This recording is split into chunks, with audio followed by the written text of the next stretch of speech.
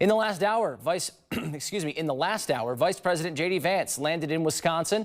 Our Wisconsin State Capitol Bureau Chief, Vanessa Kelson, is at the 128th Air Refueling Wing at the National Guard Base in Milwaukee to preview his event. The vice president is expected to speak about the Trump administration's efforts to combat fraud.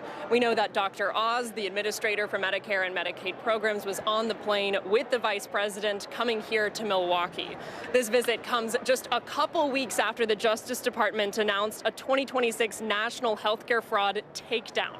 After today's remarks, the vice president is scheduled to appear at a Republican National Committee fundraiser in town. The minimum fee for entry is $10,000 per couple and $35,000 for a photo op. We'll have coverage of the remarks, but for now, from Milwaukee, Vanessa Kelson. All right, then, thank you, Vanessa. The vice president also expected to speak here at 12:30 p.m. We're going to have a full report on his speech later today on WMTV 15 News.